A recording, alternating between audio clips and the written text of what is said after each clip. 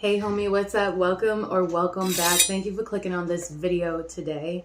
We have a bit of a doozy of a story for y'all today. So we hope you have the time to sit down and listen and enjoy it and vibe with us. I'm excited. I'm excited to hear what you have to tell. It's a little bit of a longer one, so we're just gonna dive right on into it. Before we do that, you obviously already know that we have some biscotti plant-based medicine. If you know, you know. Rolled up. Cheers, homies. Cheers. So today's story, I have to mention, this does come with a little bit of a trigger warning, only because it is a little bit gruesome. This story starts with Taylor Parker, who was a 29-year-old Texas resident, and she had two kids, a boy and a girl, who both of them were fathered by like different men. But she tried to like have a relationship with her youngest kid's father, and his name was Tommy, but that didn't last long. Yeah, they just didn't make it work, and it ended in divorce, right? Oh, shit. Couple weeks after the divorce, she ends up meeting another guy, Hunter Parker. Okay, what's up with this girl? And she decides to date and marry him, and that also falls apart in she's a slippery divorce. One. It sounds like she's a slippery one. Yeah. This also ends up in divorce in April of 2019. A month after that, she goes on to meet yet another guy, Wade Griffin. She's thinking maybe third time's a charm. No, she's the problem. Her and Wade ended up meeting each other at a rodeo because that seemed to be like, you know, a common interest that they both have, like the Texas country lifestyle. They both seem to like really be into that. She's a country girl. The two quickly hit it off, and they instantly just start like dating, right?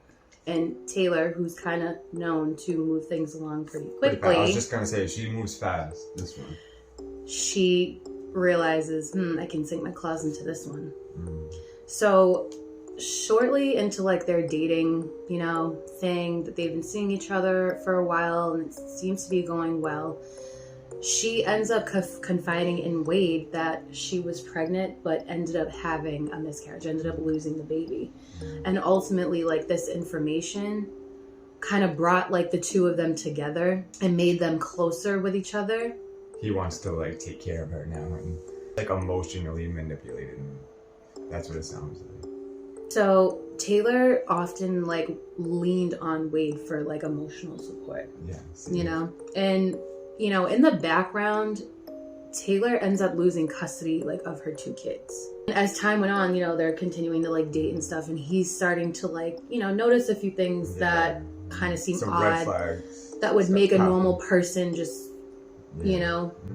Red flag on the play. Yes. And around this time, Taylor ends up telling Wade, look, I'm about to inherit like a lot of money.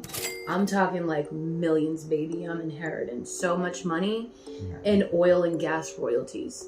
So he's like, okay, check you out. This girl, something's up with her. I don't know. I don't trust her. I'd be like, show me some proof. You got to hit me with proof. Like, where's this coming from? So he's like, okay, check you out. And, you know, he's like listening to the story and he's like, like, and he's like, well, how are you getting like all of this money in oil and gas royalties? Like, what the heck? So she said her mother, who she only ever referred to as Fake Shauna, they did not get along well. She's like, well, Fake Shauna, my mom, she tried to put a hit out on me. And he's like, probably for good reason. So she's like, you know what? This is perfect. Like, he didn't pressure her too much about this. Yeah. He was like, well, shit, if your mom has a hit on you, you can't just be out here. Like, you gotta be safe. Why don't you move in with me? And I'll keep you safe. And she's like, good idea. I think that's a good idea. So she ends up moving in with Wade, right? And, you know, so like she moves in, they're continuing to date, blah, blah, blah. But this doesn't seem to be enough for Taylor. Because now she's like, oh, your phones are tapped. Our phones are tapped. Come and he's on. like, what? And she's like, yeah, like they're tapped. And She's tapped. they're listening to our conversation. And he's like, who? And she's like, my mother, fake Shauna. Oh, and also, it's the Mexican mafia. And he's like, Is that even a thing? what? She's like, it's them and fake Shauna. Damn. And he's like, what the hell? Wouldn't it be like the Mexican cartel, not the Mexican mafia? Like- She's not that bright. And he's like, wait, okay, you need to like explain this a little bit more to me. And she's like, okay, well, there was a shootout between like my mom, the Mexican mafia, and the FBI. Is she like on drugs? She sounds like a Wish we meth could addict, say. like a meth head or something, like paranoid as hell. And he's like, what? And she's like, but this situation, it was so confidential, so under wraps that there could be no media coverage about it. That's why you didn't hear about it. And he's like, makes sense. Okay. He's like, okay, well, wow, that's crazy. And so shortly after that, she notices that Wade is making really good money because he works in the hog business, like buying and selling hogs. I don't know much about that. Maybe one day I will, because I want to retire and be a farmer. So who knows, maybe one day I will. I'm sort of an expert in hog log. So she's like pocket watching Wade super hard. And she's like, you know what you should buy with your money? And she starts convincing him to like how to spend his money, telling him what to buy. And he even buys things like a side-by-side, some cows, and a truck. So I mean, good purchases, I'm not gonna lie. all good, all cool stuff, but he didn't just buy this stuff straight out. Like, he couldn't just buy it straight out. He ended up having to take out loans on this stuff because he was under the impression, like, oh, I'm good, she's gonna pay me back from this oil, gas, settlement, FBI, Mexican mafia, Shauna situation. Like, I'm gonna be paid back, no Fake biggie. Shauna. Right, so he's like under that impression. At first, like, Wade's family, they really liked Shauna. Like, you know, when they first met her, they really liked her. They were like, oh my gosh, she's so nice. They seem like they go together, like they're good together, stuff like that. But then they slowly but surely started to see through her facade.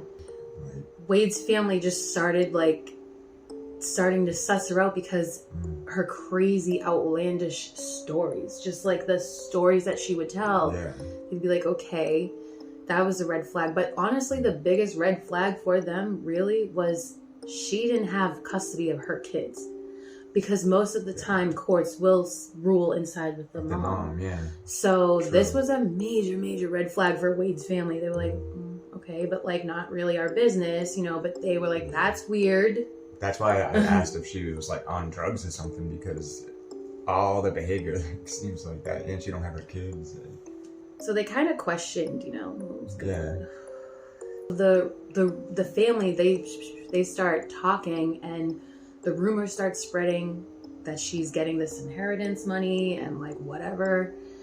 But then as the rumors started spreading, Taylor stated that she was having difficulties getting like a hold of the account with the money. So they were like, oh, Wasn't there okay. like So, you know, time's going on, and like Wade's family is starting to notice just off things about their relationship. One of those being she seemed more into Wade than Wade seemed into her. And sometimes it would kind of seem like they were just too opposite and like on different pages, you know? Like it just, like the whole like thing with moving things forward really fast, like everything all together just started to suss out Wade's family. They were like, okay. Any normal family is gonna notice the red flags before he does, you know? Right. What I mean? Meantime, between time, Taylor is cooking up something. She ends up looking into like properties, right, all over, and she ends up having her eye on this one piece of property. And it has like 10 or so acres on the land, you know, good for hunting. And like she's buttering up Wade. She's making it sound really good. Hey, this is a perfect piece of property. Yeah. Hunting is really big in their family. So they figured that this property would be perfect. And usually what seems too good to be true, like, yeah. So she's buttering up Wade, right? So much so, and she's selling it. She ends up reaching out to good old Rusty Lowe, a real estate agent who Rusty, who happened to be like, you know, like managing that property. And she's like, hey, I really love this property. I want to buy it. And he's like, okay, can you even afford it? And she's like, I got money, honey. Money, honey. Rusty, I'm the heir to the Blackburn syrup fortune. Oh my goodness. And he's like, oh, well, excuse me, but do you have the funds to afford this property? Because the property was $4.7 million. Holy shit. Jesus. And she's like, oh, don't even trip. I have the funds.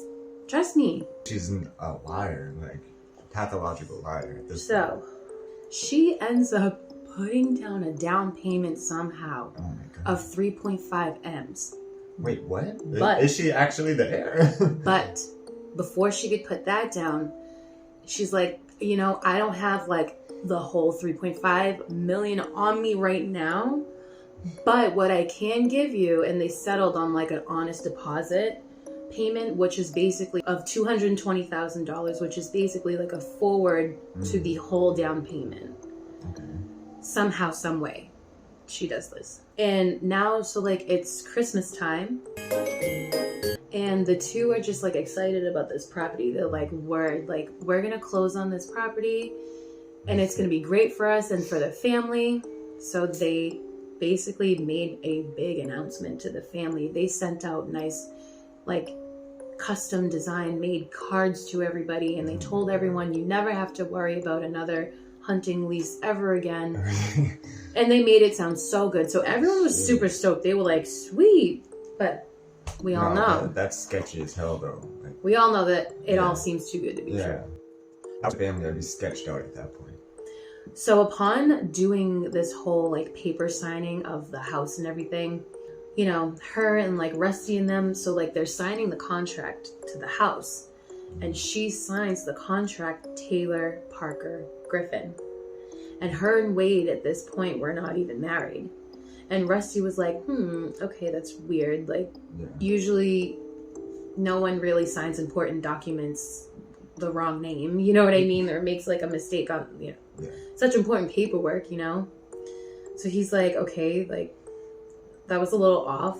Is that even like an official document anymore? Like, initially, she tells Rusty she was supposed to get a $7 million wire transfer, but unfortunately she didn't have it. It didn't go through. This girl was like just doing all sorts of crazy shit. She was running around looking at properties that totaled $20 million. Like, this girl's just out of her mind, just like literally out of her mind. Just a hot mess express. She's trying to hustle is what she's trying to do. But she tells him, look, I'm supposed to be getting this wire transfer from the syrup oil gas company, whatever. I hope it's not made in the same place.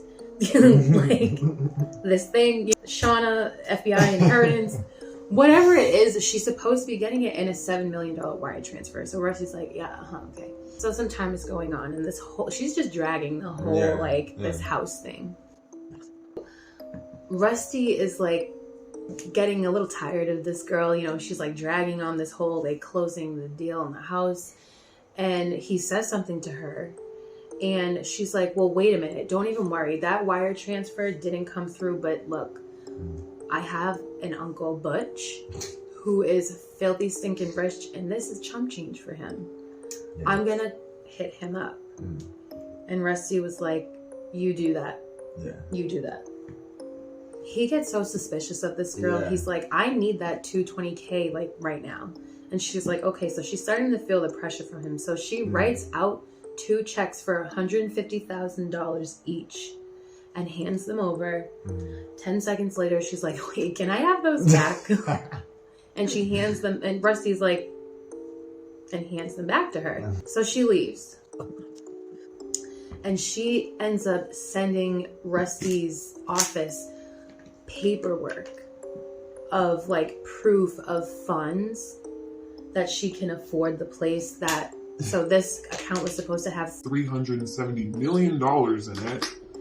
And so she sent over paperwork basically saying like, this is what I'm inheriting from oil, syrup, gas, Mexican mafia, FBI, whatever. This is the amount. And like, Rusty was like, okay, thank you, took the documents, and he just quickly handed them over to a colleague of his who ended up looking over the documents and determining like that was a lie, that was fake. These are not real actual documents. Like, I would be like, all right, at this point, I don't care whether or not you have the money coming. Like, if you don't have the money right now, I'm done dealing with you. Like, why are we even going back and forth still? Like, in an email attached to one of the documents, the name Shelly Links was attached to one of the emails. So, Shelly like, Links. that was weird. So she's becoming agitated with how many, like, hoops that she's having to jump through with Rusty because he doesn't trust her. Yeah. And he's having people look into her. You know, at this point, he's becoming so sus. Like, he's course. done. She sends Rusty a text, and it says, after speaking with my dad and attorney, who are both filthy rich, said to me that the seller can ask, but you can't ask to verify what funds we have in the bank. Both Wade and I weren't okay with this request. And basically, she's like, we're done with you. And Rusty was like, bitch, I was done with you. Yeah. You know? So that whole entire thing fell apart. Damn. Just fell right apart. Now she's gonna, now I gotta do something, you know, to prove myself, right? Because they did all of that. Like, they told the family they just bought a huge house. Yeah. That fell through. And that was like a big, like, Even a eye-opener to the family. Yeah. Like, he's just right there. Just going along with all he has his own suspicions, but like, I mean, he's a victim. You Yeah, know what I clearly. mean? She ended up buying Wade's mom a car. And she's like, here you go. Bought a car for you. And she's like, oh my God, I love it. Connie loves the car, right? Just like maybe 3 or 4 days after having it, she calls Wade and says, tell your mom, Connie, to drop off the car because the dealership is going to pick it up because there was a recall. So he's like, okay, and told his mom. So his mom, she's like, all right, I'll bring it over. And so she hesitantly drives it over. And before she leaves, she looks to her husband and she says, I'm never going to see this car again. She knew. Connie was already like, you know what I mean? She's starting to see through Taylor so bad. She's already tired of this girl. Yeah. So she drops off the car. And so at this time, she's also promising Wade's dad a brand new barn she's going to have built for him because he previously lost one in a fire. So 2 weeks now have gone by and Connie's like, okay, this is ridiculous. So she calls the dealership and she is basically like, dude, where's my car? Dude, where's my car? And the dealership is like, well, there was never no recall. We don't know what you're talking about. But, oh, while we have you on the phone, though, do you want to pay for the car? Because it's not paid for. And she's like, keep it. You know what I mean? God. Wow. Connie called it. She said, I'm never going to see this car again. Because she's hip to Taylor. She's starting to get the whole picture. So a little bit of time goes on. We're going to fast forward to March of 2020. COVID, the pandemic come around. And at this time, Taylor actually announces that they're pregnant and they're expecting a child. And she says that her due date is set for September 22nd, 2020. Congrats. So they are so excited. They did Facebook and Instagram official thing. And, you know, for a while, she starts to post online that she's so happy to become a mother. She can't wait. This is the kind of mom she's going to be. Blah, blah, blah. So all of this was all fine and dandy except to, like, one person. Wade's cousin, Angela Pate, who Taylor kind of gotten a little close with, you know what I mean? And they end up, like, you know, confiding in each other and talking. And she's like, wait a minute, what?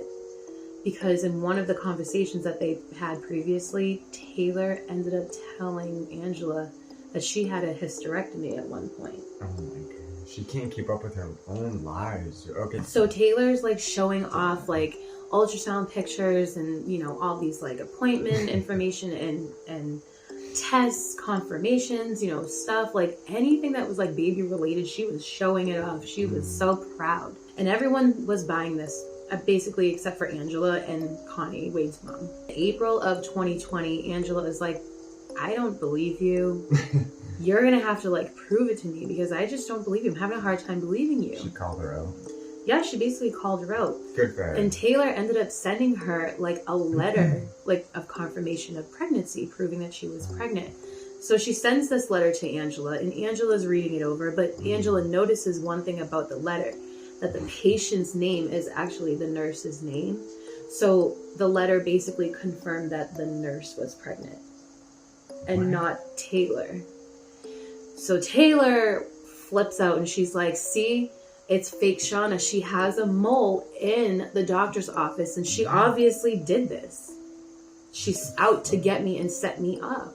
So Dude, Angela this was bitch like, is this is too crazy. weird. Like, so Angela ends up taking Taylor to like a local Walgreens, CVS, and ends up buying a bunch of tests Nice. and making her take them, which she did. And they all were negative except for one that looked shady. Sus. So she's like, Damn. now we have to go to like a clinic and have them test Yeah. you because that was weird. Yeah. So she did just that. She took Taylor to a clinic, but not the one that she said that the mole mom was hacked. at. The mom hacked. A different one. And remember, primetime pandemic, she could only go in by herself. Oh, So shit.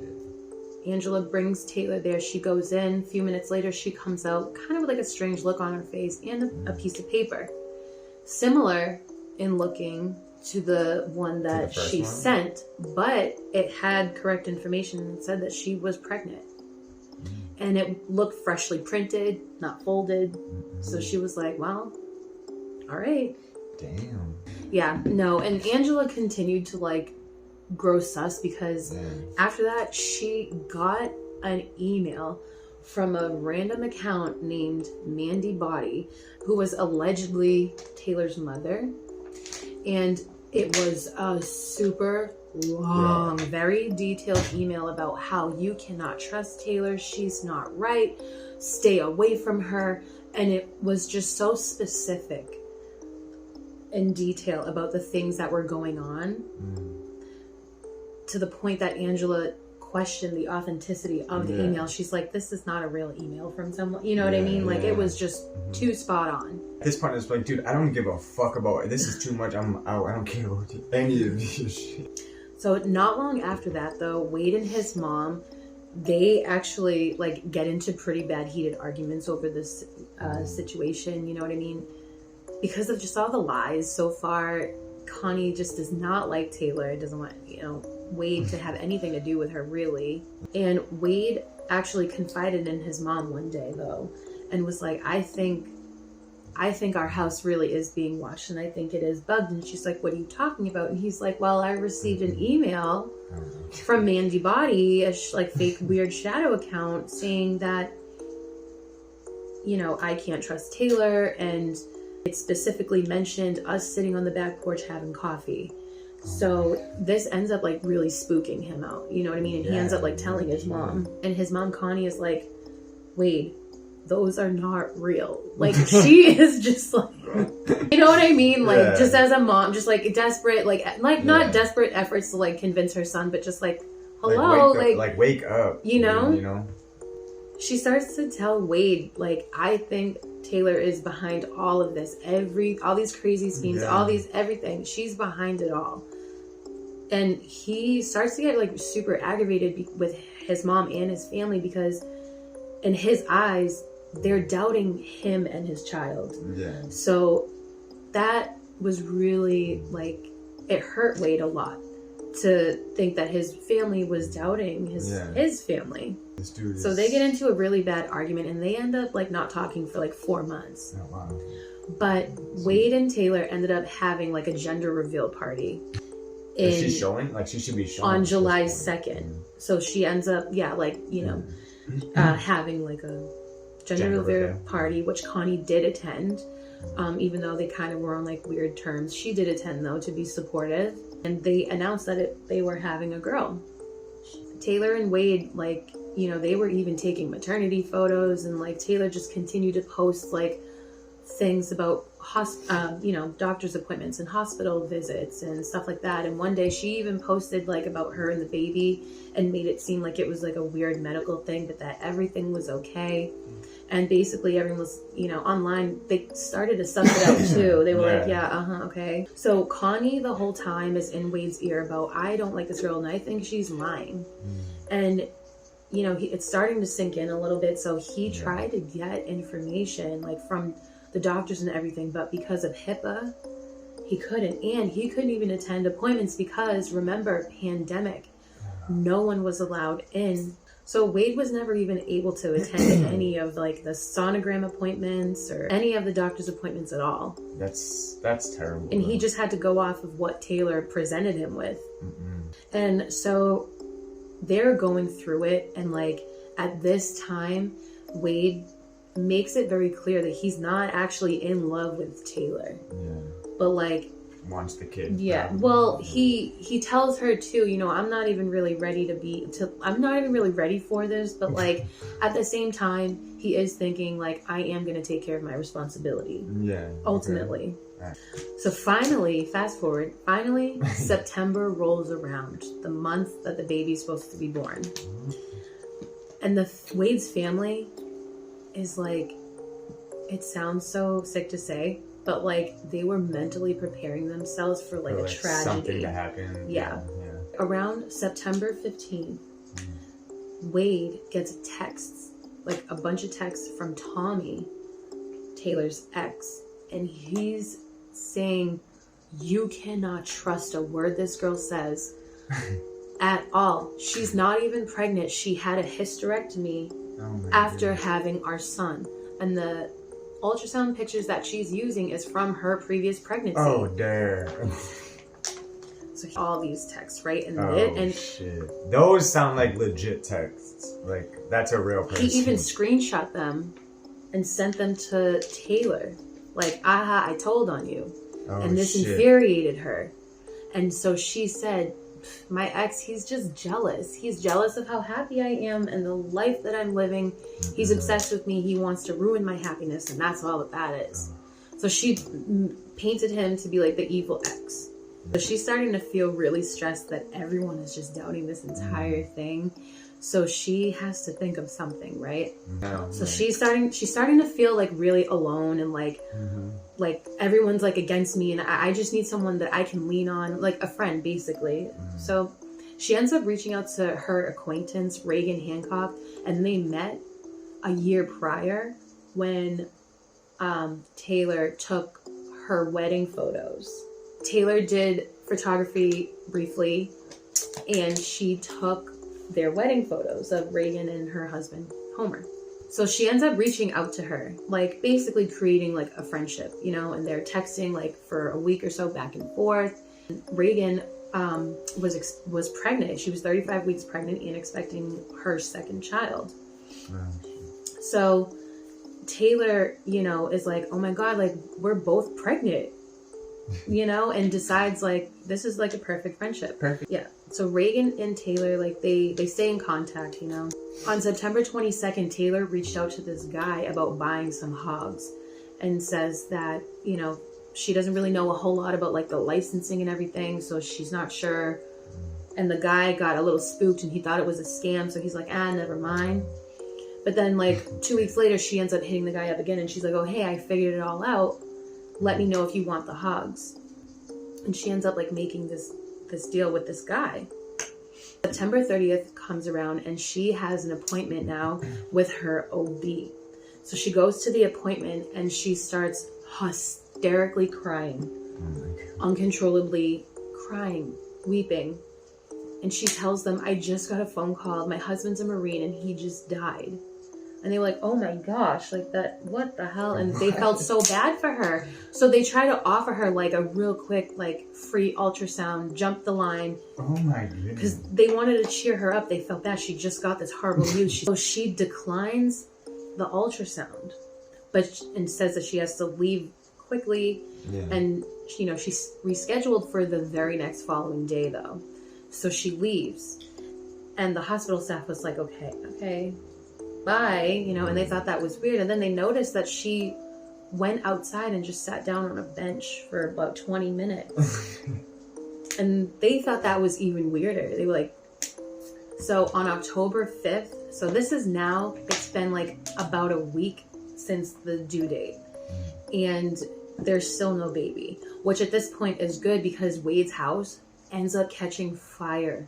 And it knocks out the plumbing, knocks out the electricities. Yeah. And so they had to like go shower and basically live at his mom's. And so after the fire, it was determined that the fire investigators determined that the fire was started with a lighter. So it was technically arson. But everyone was like, why would anyone do this? Like, who's out to get us? Like, no one really, you know? So they have to go like shower up and live and everything at Connie's house. And Connie isn't too happy about this. Yeah. So they go over there and Connie starts getting into it with them. You know, oh, I thought you were actually going to be induced today, right, Taylor? Isn't that what you told me?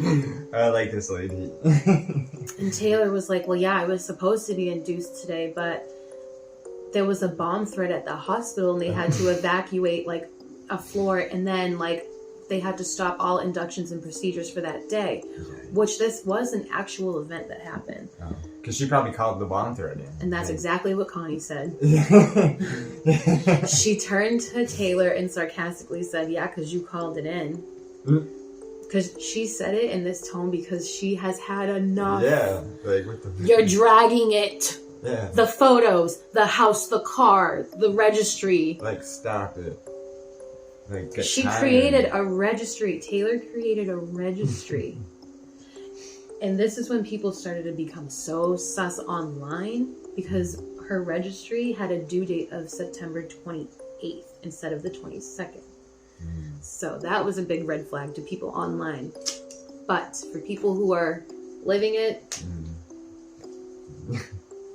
So Taylor goes into the shower and Connie and Wade just go at it. They go into it. Connie's like, this girl is not even pregnant. Wade, what are you doing? Like, have you seen any proof? Like, she's just trying to talk sense into her son. And she's starting to get on him about taking time off, the FMLA. She's like, if there's no baby, you're going to lose your job. And she's just trying to look out for her son. Facts. You know? And this just infuriated Wade, like completely infuriated him.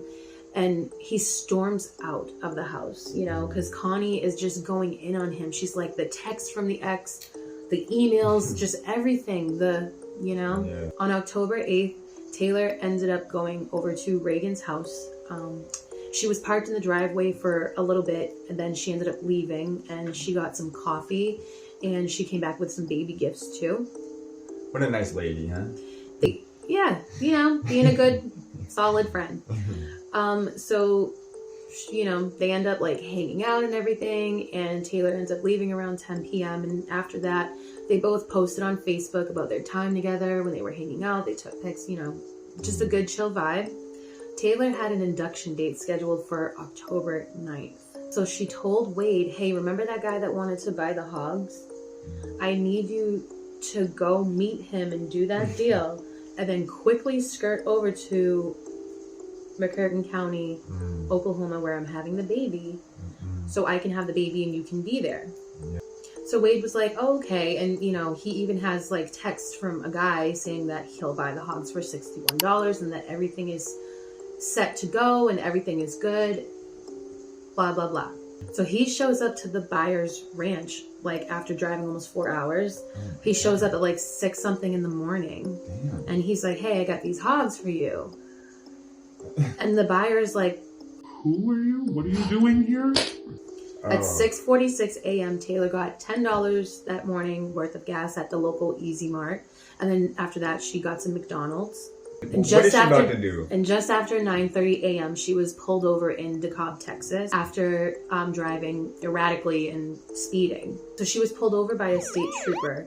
And as she got pulled over, she called 911 and she's like, I need an ambulance quick. I'm having a baby. And I just got pulled over. So the ambulance is like, where are you? And she tells them where I am. She's like, but I gotta get to Idabel. That's where my doctor is. And that's about 45 minutes from where she was pulled over.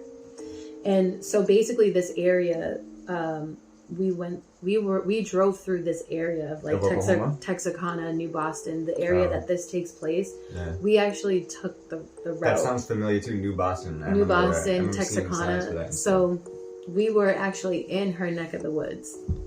Little fun fact.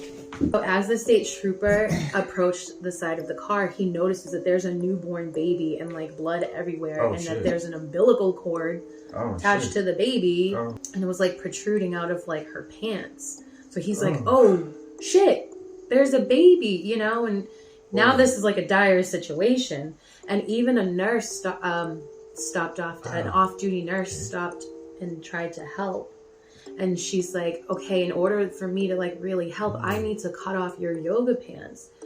So she's like, okay, go ahead. So she starts to cut off the yoga pants when a placenta falls out of the yoga pants. Placenta on a platter. Placenta on a platter. Placenta on a platter. Like the situation is, she has a baby, you know what I mean? Oh, man. At this point, the newborn is 35 minutes old. And the nurse starts to perform CPR because the baby's not breathing. So the state trooper is kind of like assessing the situation, and there's blood just all over Taylor. So she was pregnant the whole time, for real? There was blood just all over Taylor, her hands, her feet, and it was everywhere, except on the driver's seat. And you know, it was kind of dry, but there was still blood, and the placenta still fell out. So she's like, I need you to get me in the car. We have to drive to this hospital. I need to go there. I'm seeing a holistic medicine doctor. I need to go. So the nurse, you know, they clean her up and everything, and they take them to McCurtain County Hospital. Grossing me out, honestly. Sorry. I gave you the warning. True. So she starts giving them details like on the way that she was in Walmart in New Boston when she started having contractions. So she quickly left, got in her car, and started heading down this way when she suddenly felt the urge to push. She's like, so that's what I did. And out came the baby. Her due date was in September. She said, my due date was September 30th. And this, as a previous emergency responder, when you hear something like this means that the baby is now a week late, and that just like heightens the situation and makes it more dire. Yeah. So they hear this and they're like, oh shit. And at this point, unfortunately, like the baby still isn't breathing and they're still performing CPR. She is yelling, come on, Clancy, come on, please make it, Clancy. She named it? So she calls Wade and she is like, I started having the baby. I couldn't wait. You need to get here, basically. And Wade was like trying to work out this deal with this guy in the hog business thing. And the guy was like, look, I don't know what you're talking about, what you're doing here, you know, but I was talking to like a Taylor Griffin, you know, because he was like, well, my name's Wade Griffin. And he's like, well, I was talking to a Taylor Griffin a couple weeks ago. And he's like, yeah, that's my girl. And he's like, okay, this situation is really shady. And he even showed him the text. And the guy's like, that's not me. He's like, but I'm looking for hogs. And I just want you to get the fuck out of here. And, you know, and Wade is like, I agree, I gotta go. So they settle on $2,500. Wade hauls us out of there on his way to the hospital. After Taylor's McDonald's trip, that morning, her friend Reagan got a text from like a weird number. That morning, by 8:30, Reagan's husband Homer started receiving really weird random texts from a random number. And it said, she's just not happy, it's just not working. And he's like, what? Like, these texts don't even make sense. Like, my wife doesn't talk like this. This doesn't even sound like her. Yeah. He texts her at 8:33 a.m. and says, I love you. But there was no response back. So he calls her. At 9:34 a.m., Homer got a text from a neighbor saying, hey, you guys' puppy ended up getting out I'm going to Oh, put it back, but, you know, I can't really stay. I have things to do, so I'm just going to put it back over the fence. Oh, and by the way, your garage door was left open too. And this was really odd because they Yeah. never left their garage door open. Yeah. So the neighbor puts the black lab puppy over the fence and, you know, they go on about their day. Homer starts to get like really worried and like suspicious. So he calls Reagan's phone Yeah. at 9:58, 10:02, 10:06, To just go home, bro, at that point. 10:08, and again at 10:20, but there was no answer. I would have just honestly went home at like an hour before And he that. panics. He's panicking now, and he's calling everyone that's close to them. Hey, can you just like get to the house and see like if everything's okay, Yeah. like what's going on? So Jessica Brooks, which is Reagan's mom, she arrives at that home around like 10:34 a.m. You know, like to check in. And this is when she saw her daughter, her 34-week pregnant daughter, laying face down in a pool of blood. Don't tell me. And she starts screaming, and she calls 911 immediately. Oh, shit. And she's like, I need an ambulance here. My babies, they killed her. I don't know what happened. Oh my god.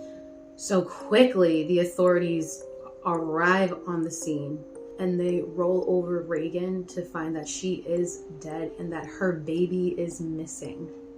And there is blood everywhere. Oh, Everything was sopping with blood. I see where this is going. And the house was flipped completely upside down.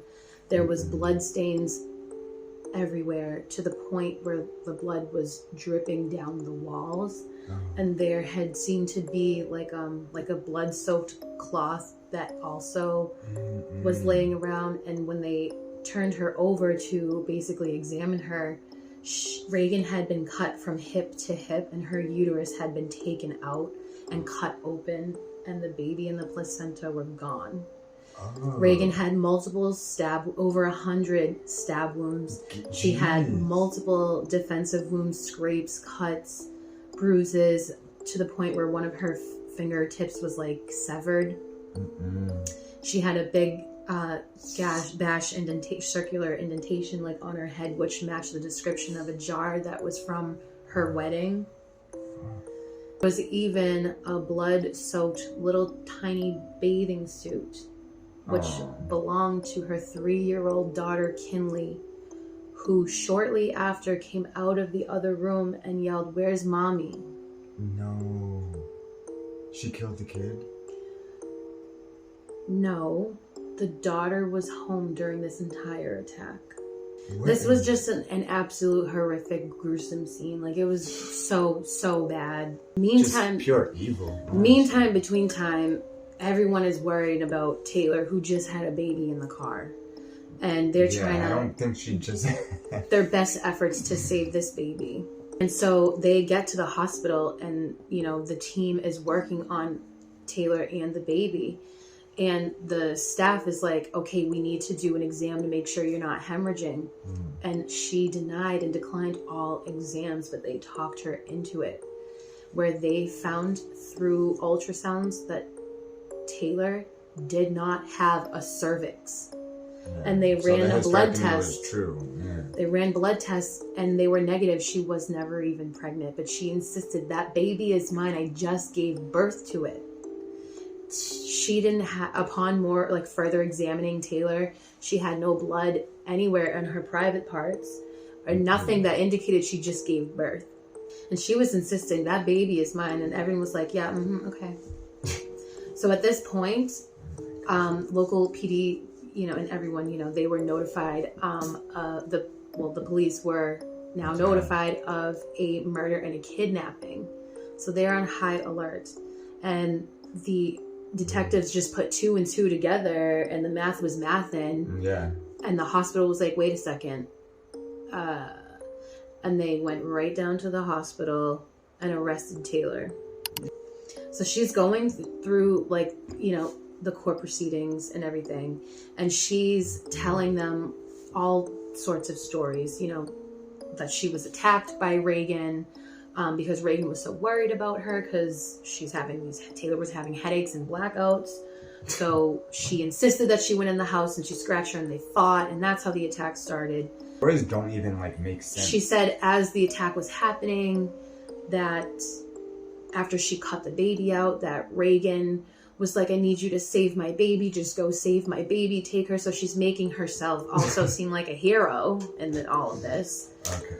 Pillar of the community. Yeah, it's always the pillars of the community. Yeah. So they're pressing her and Taylor's like, look, I don't even remember like the attack or anything because of like my headaches and like my blackouts. I don't even know what you're talking about. And they're like, yeah, okay.